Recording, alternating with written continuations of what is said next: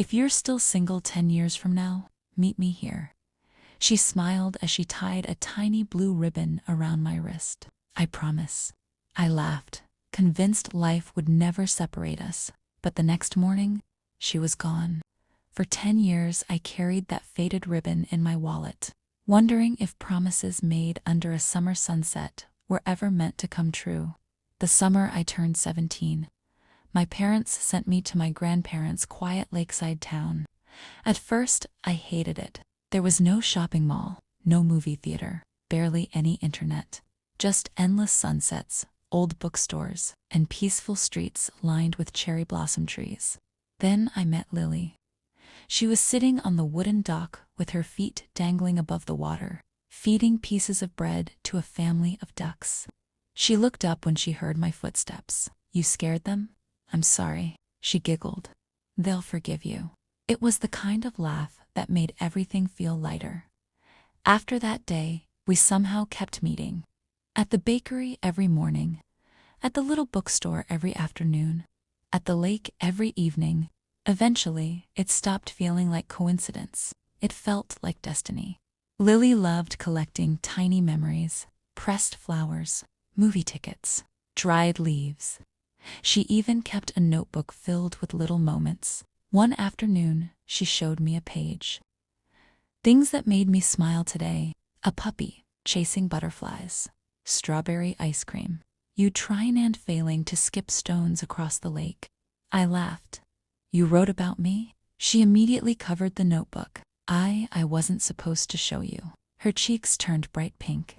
"I'm never letting you forget this." "Oh no." She buried her face behind the notebook. "You'll tease me forever." "I definitely will." Days turned into weeks. Our friendship became something neither of us knew how to describe. We walked everywhere together, sometimes without saying a single word. The silence never felt awkward.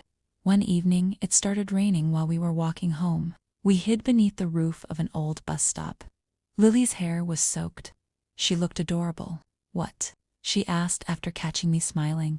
"Nothing." "You smiled." "I know." "Why?" "You have a leaf in your hair," she gasped. "Where?" I reached over and gently removed it. Our eyes met. Neither of us moved. Her heartbeat was probably as loud as mine. Thank you," she whispered. It was the first time I noticed how beautiful shy smiles could be. The last week of summer arrived much too quickly. Neither of us wanted to talk about leaving. Instead, we tried making every day unforgettable. We watched fireworks, shared milkshakes, rode bicycles through sunflower fields, counted stars until midnight. Then came our final evening. The lake reflected hundreds of glowing lanterns floating across the water. Lily quietly handed me a small blue ribbon. "Tie this somewhere, you'll never lose it." "What about you?" She tied another around hers. "So we'll remember." She looked down before speaking again. "My family is moving overseas." The words hit harder than I expected. "For good." She nodded slowly. "I found out yesterday." Neither of us spoke. The silence hurt more than any goodbye. Finally, she smiled through watery eyes. "If we're both single 10 years from today," she pointed toward the old dock, "meet me here." I smiled back. "It's a promise." We linked our pinkies together. "I promise." The next morning, she left. No dramatic goodbye. No final hug. Just an empty dock, an empty town, and a blue ribbon around my wrist. 10 years passed. Life became busy. University, work, moving cities, growing older. But every year, on the same date, I returned to that lake. Every year, she wasn't there. Still, I never stopped coming. Friends called me hopeless. Maybe they were right. But some promises deserve to be believed in. Exactly 10 years later, I stood at the dock once again. The ribbon had faded with time. I almost laughed at myself.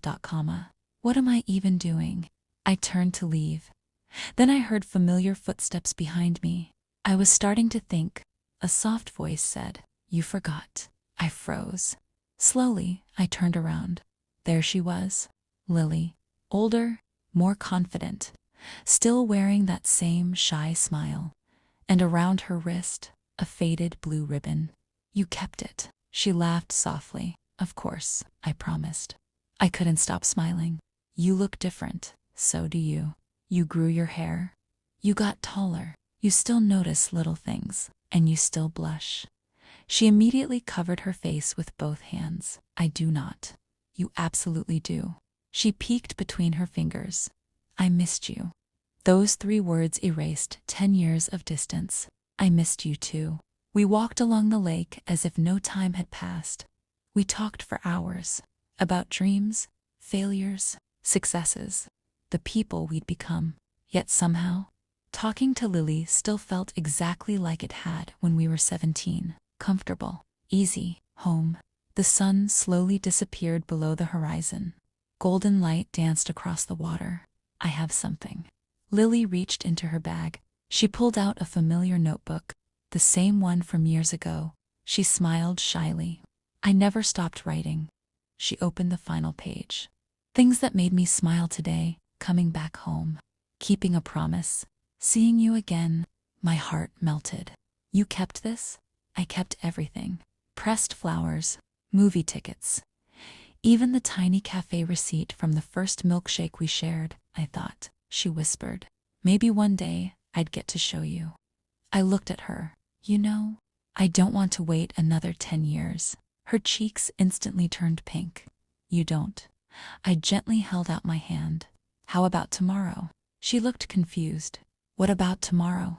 We meet again. She laughed through happy tears. And the day after that, again, and after that, as many times as you'll let me. She slipped her hand into mine. Her fingers fit perfectly between mine, just as though they'd always belonged there. So, she asked softly, this isn't another promise we'll have to wait 10 years for. I smiled. No, this one starts today. She rested her head gently against my shoulder as the evening breeze rippled across the lake. Some promises are meant to be remembered, but the best ones become the beginning of forever.